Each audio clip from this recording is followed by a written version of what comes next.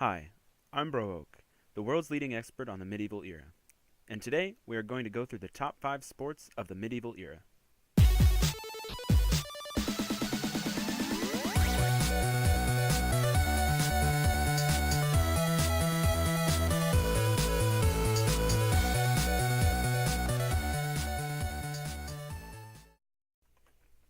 At number 5 we have Shinty. Shinty is the ancestor to hockey and plays very similarly to the field hockey we have today. Notable differences include usage of both sides of the stick.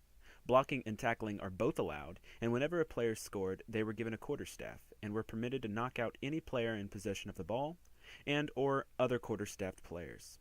The first team to get to 21 points, or a team with at least one conscious player while the opposing team had 0, would be declared the victors. This game had many variants before eventually turning into the field hockey we know today, including one-stick shinty, battle royale, and shinty on ice, where, just as it sounds, they would force the gays to fight to the death. Number 4 is a game that is literally called game ball, and it was essentially football, but only for royalty, and sometimes even court wizards. The sissy ball we use today wasn't invented until 1935. Until then, the ball was round and weighed about 15 pounds. The royal families from all over Western Europe would get together once a year and have a massive 3-week tournament where they would play until one team was crowned the winner. The winning family would get to take home all of the game balls and would host a party that they called the Game Ball Balls Ball. And all the losers would all be required to sacrifice one member of their family, excluding any allies of the victors, of course. Number 3 is archery. This sport was taken very seriously.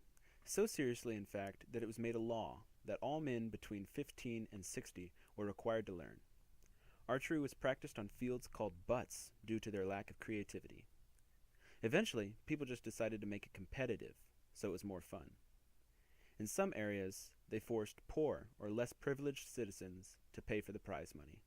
They called this practice Robin the Hood, due to their superb wit and creativity. Number 2 is jousting, one of the first mega sports. The first recorded jousting tournament was in 1066, and that year it got more views than the NBA Finals. After that, nearly everybody wanted to take a stab at it. The next biggest news for jousting was in 1083, when they started jousting on horses. This sport was so popular, kings started offering up their daughters as rewards. This sport eventually died out after high school PE teachers were unable to continue to pay for safety equipment. And the top sport of the medieval times is dodgeball.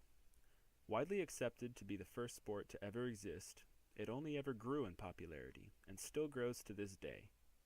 This sport was not only used for recreation and competition, but also, in some cases, rewards for children who had their own ideas. It wasn't until 534 BC that they started using softer projectiles, until finally settling on the leather balls later used for game ball. Thanks for watching. Hopefully you learned a thing or two, and if you did, be sure to like, comment, and subscribe for more content. I'm done now.